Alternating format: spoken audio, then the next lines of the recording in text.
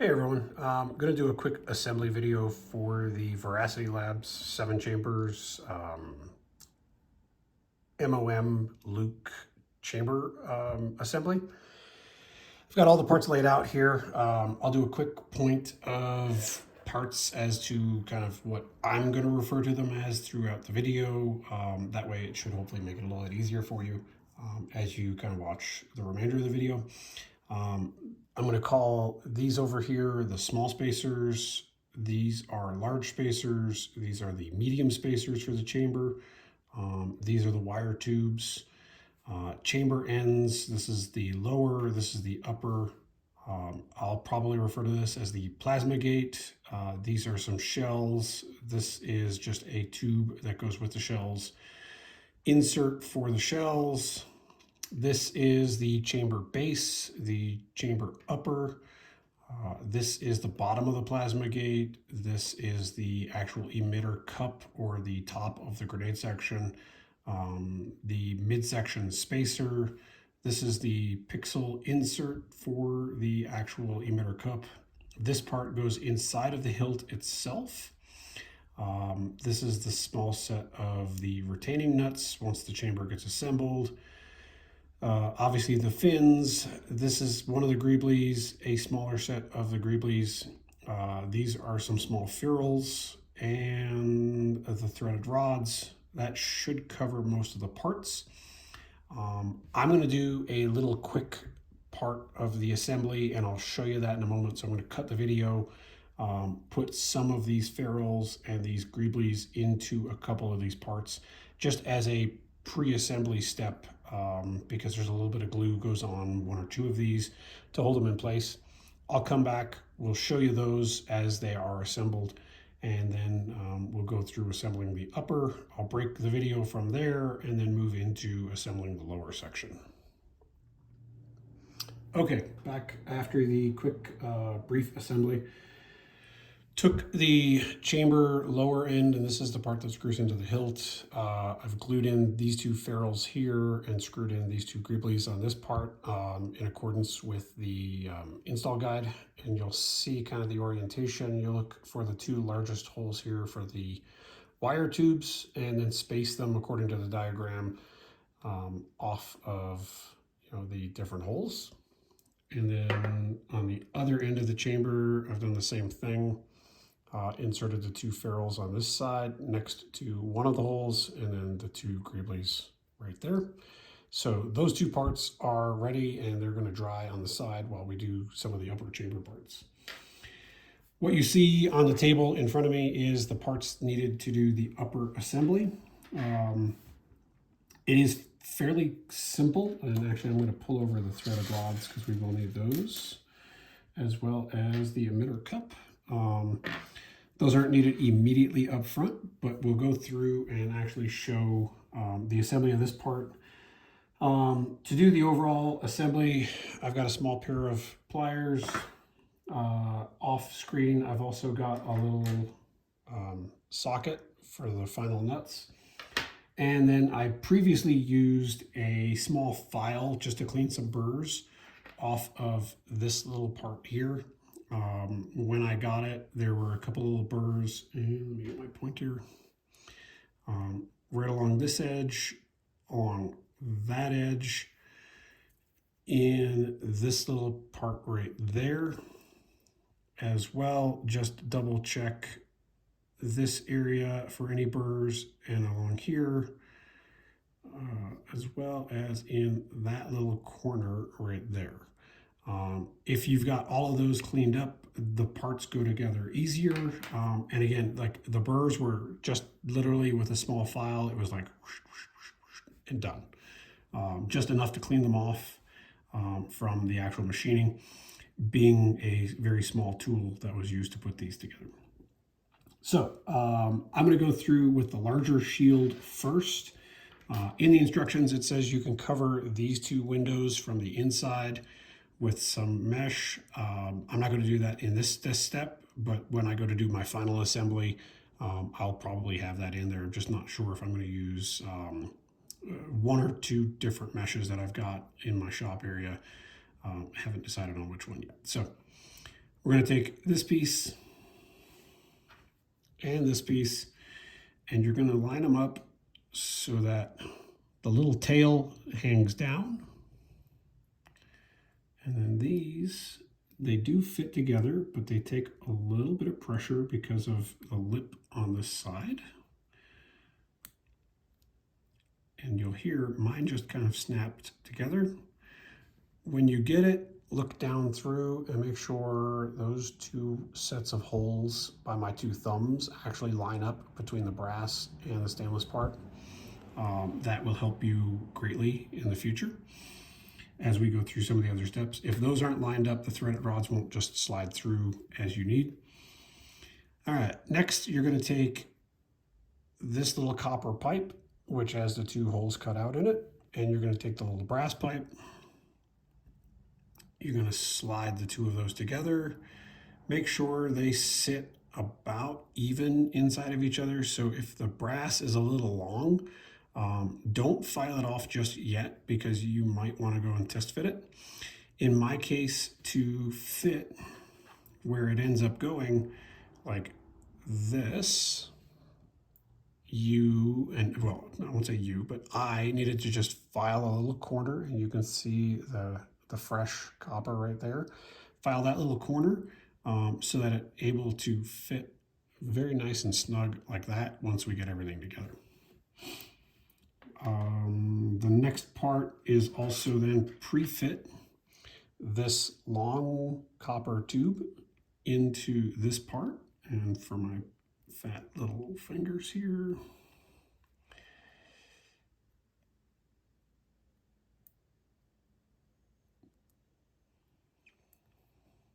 it needs to be we'll say a snug fit because you don't want it kind of rattling around once the chamber's together. There we go. So it fits in like that, and then the threaded rod should go up through it. I'm going to leave those two parts together like that for just a moment.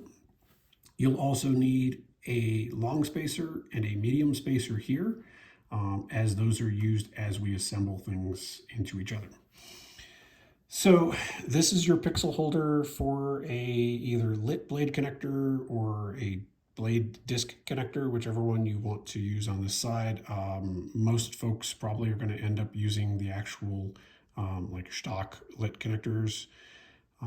You'll end up gluing the outside edge of that into the actual emitter cup. It fits down.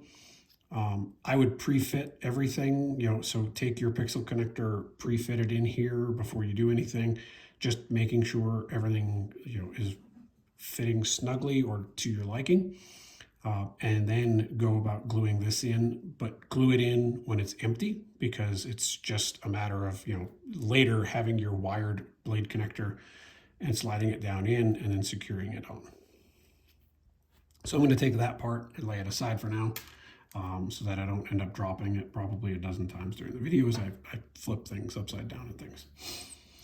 So now, and I found this is slightly different than the instructions. It's just, for me, a little bit easier to take one threaded rod. We're going to hand screw that one in.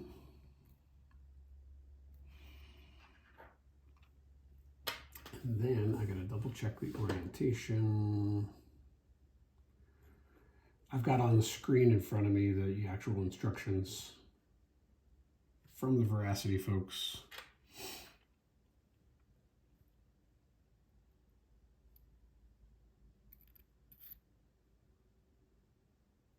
And you'll see that my little pipe is slightly off.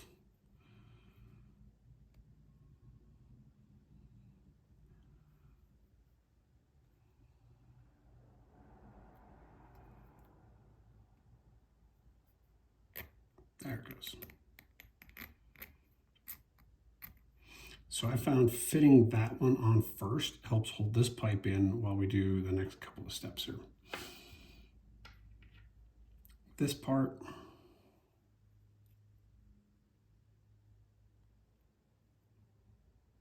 yes, this part attaches to here, and you'll see it kind of has, there's a small like cut line, and that fits nice and flush up against that cut line there.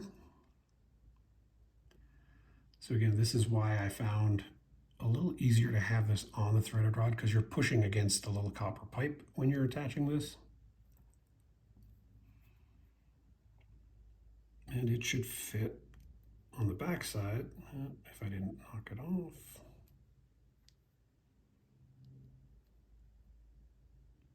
About like that. So front side, the little cut lines line up. Back side, this fits against the little copper pipe. And the bottom edges should line up pretty close. You'll be able to adjust it slightly once the upper part is assembled. So I take it like that.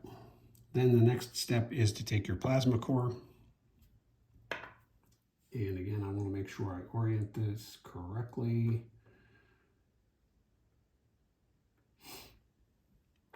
The smaller section with a shorter cut section goes towards the internal.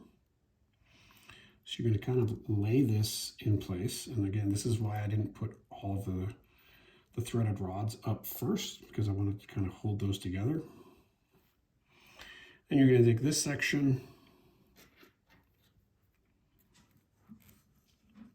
going to fit a threaded, if you don't pop them apart.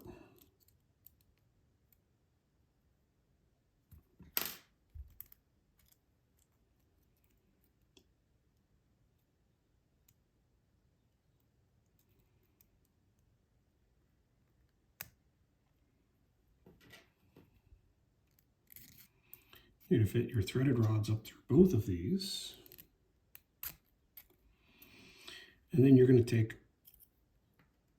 your medium spacer and put it on the threaded rod like so. These, if you keep the threaded rods short sticking out of the top, will kind of fit down over the actual plasma gate. And then you need to come over on this side and kind of line them up so that they fit all into one nice snug little piece. Start sliding it up towards that nice copper emitter piece. And then I'm going to start threading this one down.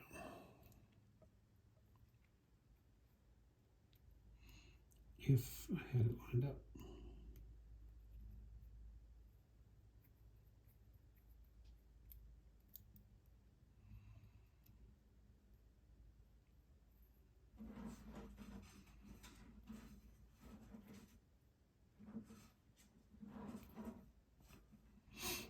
All right, so now we've got it mostly together. You want to squeeze the plasma tube until it actually sits nice and flush up in here. In my case, it kind of had a little bit of a snap fit just a second ago. And then you get to adjust a couple of these little pieces.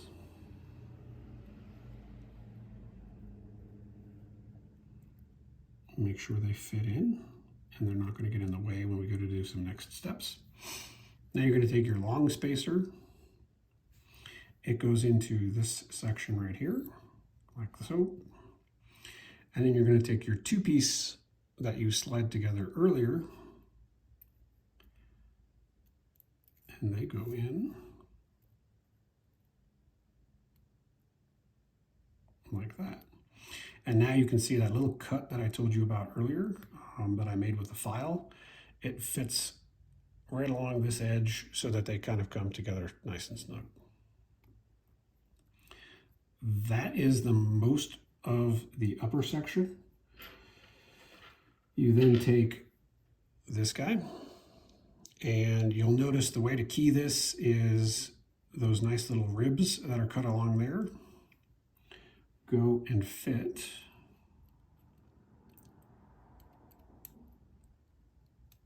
with one of the threaded rods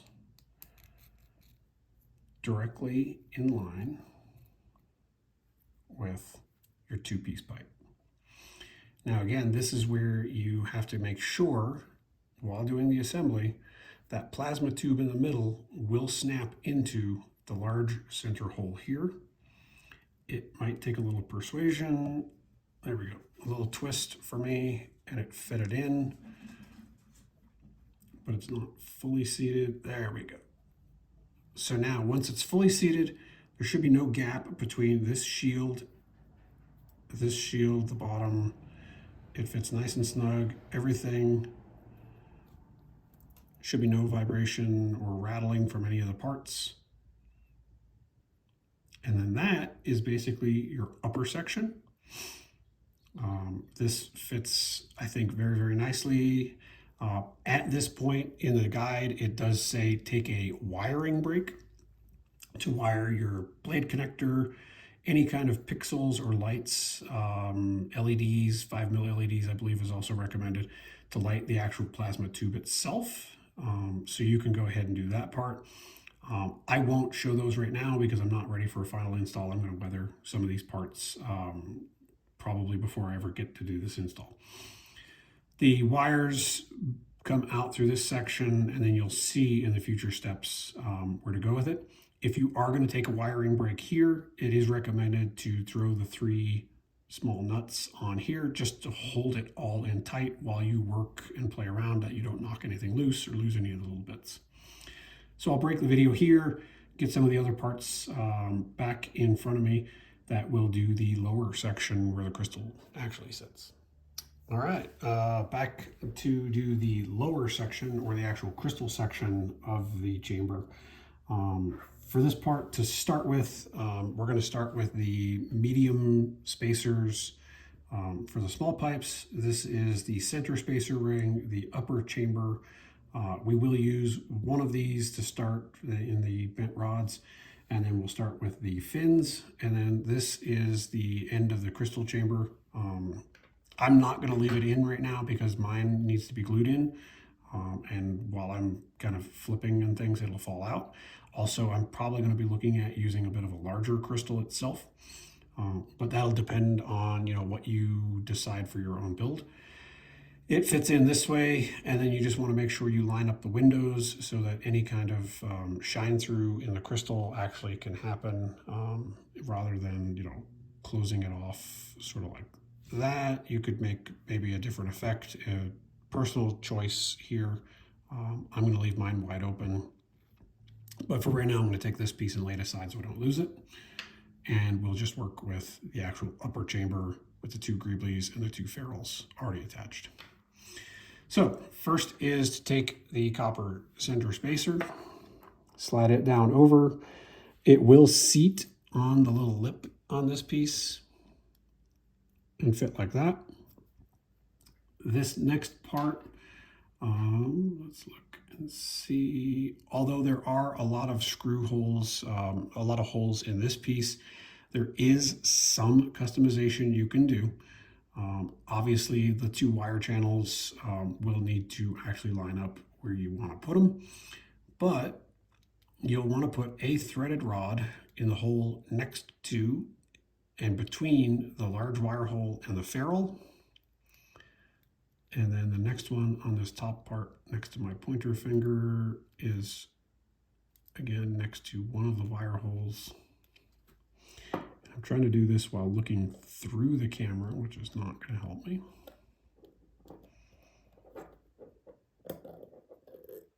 So that's one alignment.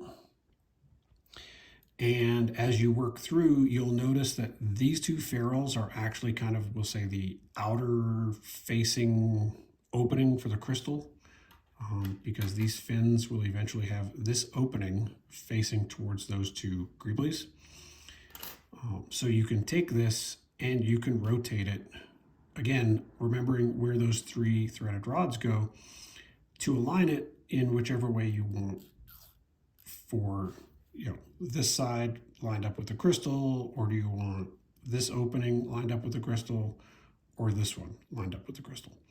In my case, I actually just accidentally put it on right the first time. I want the crystal opening to kind of show through with this piece, so I'm going to leave it as I've put it.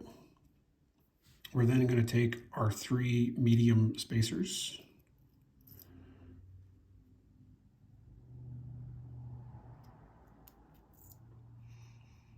slide those down the threaded rods.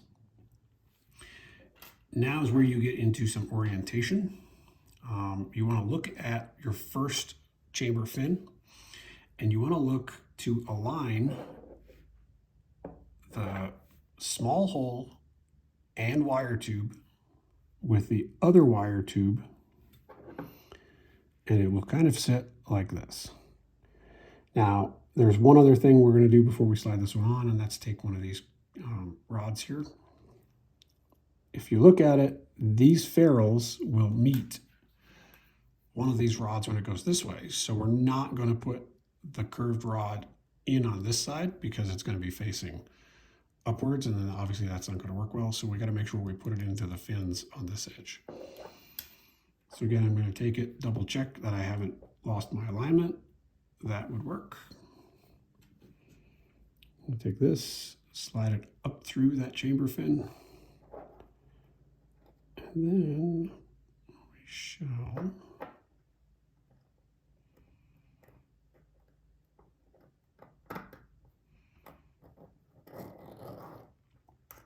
do like so.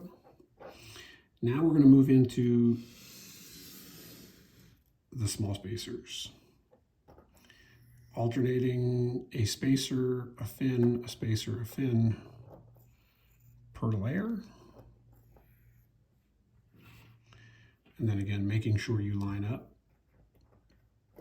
the fins in the same orientation that you had them on the first one.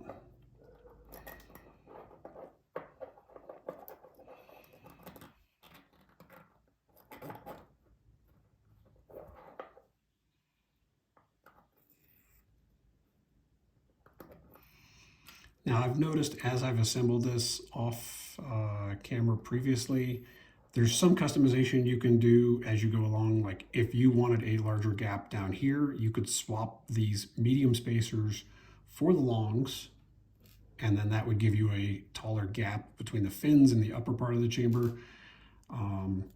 If you do that one, then you get either the small spacer or the medium spacer on the other end, or you can swap them in between.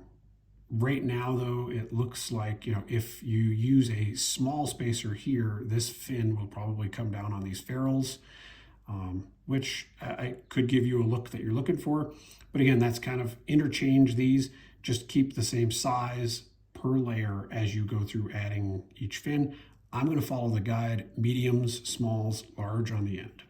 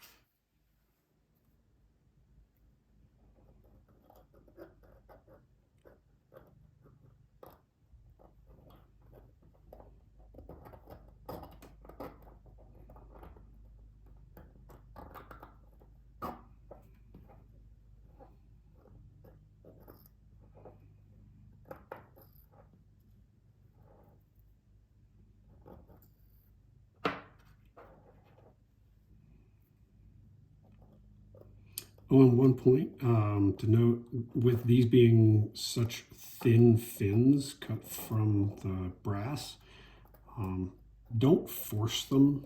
If they kind of get stuck on the threaded rods, pull them back a little bit, wiggle them around. Don't use force because you can bend them pretty easily because they're so thin. It's not a big deal to probably straighten them out if you've got a way to do such. But obviously, if you can prevent doing extra work by not bending them in the first place, that would be probably your better way to go. Okay, we've got the last fin.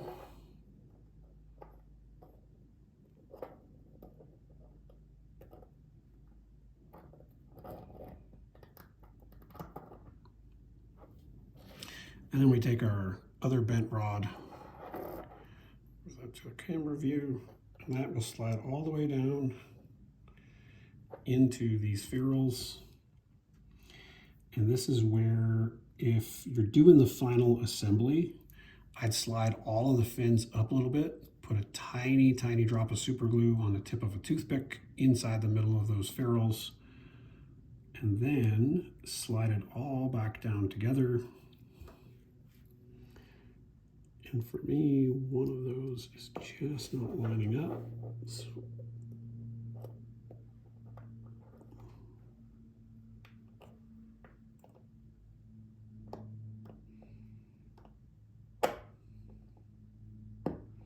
there.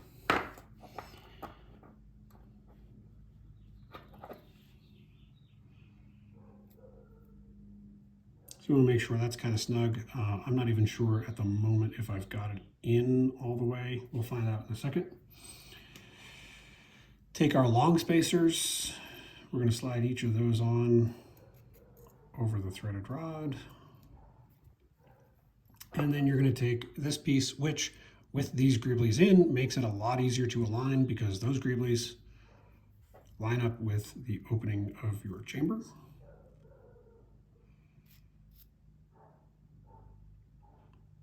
And that all slides together like so.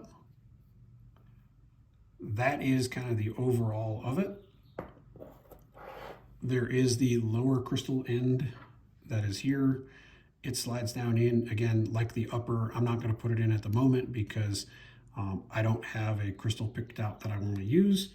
However, you know, if you're using both of those two chamber ends, you're looking at a small crystal, something similar to this. It's actually a little bit longer. This one's kind of short. You can also do a larger crystal that actually fits down into either of the chamber ends if you're not using these parts. For the moment, like I said, I'm leaving those out. You can take this, and this is kind of optional. You can put in your wire tubes now and put them down through, or you can put them in through here afterwards. Obviously, if you had wiring from the wiring break that we had, you would run it up through the wiring tubes and out through, you know, the ends of these.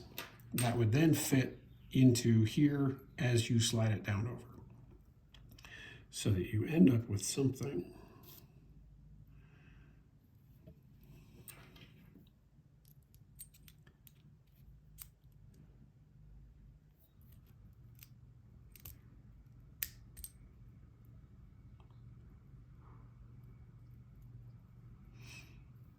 like that. So you'll have this as kind of your overall crystal chamber. Now you get the small nuts that are here, and I'll get my wrench.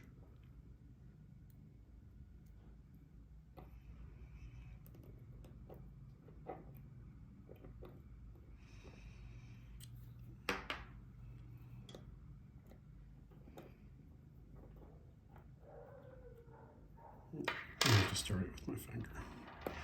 They only have to go on by like 1 or 2 threads, and it's just to start it, because I got a little trick that you'll want to probably watch in order to make sure that this and the hilt all screw together neatly afterwards.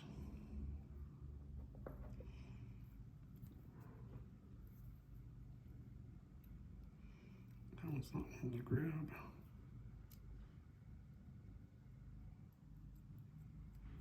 There we go.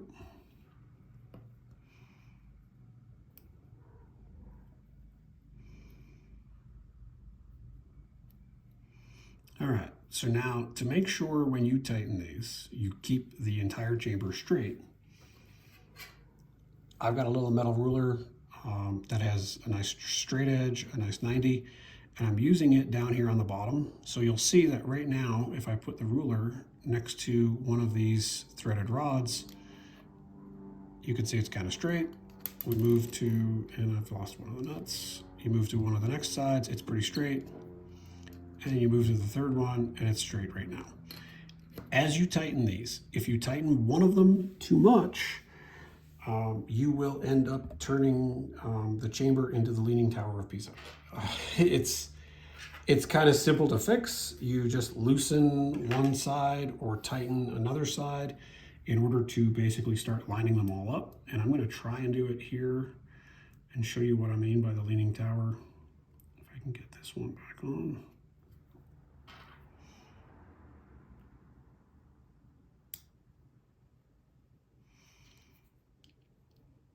So I'm going to tighten this one down a lot just as the first try. As most of us probably will just take them and tighten them down straight away. You want to tighten these a little bit at a time, going around in a circle. So I've tightened this one. If I take it, you can see it's actually pretty much still straight, which is pretty good for a first attempt.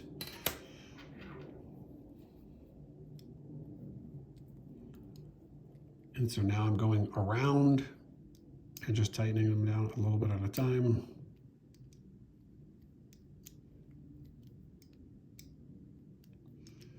This one, there we go, snug. And now check for squareness.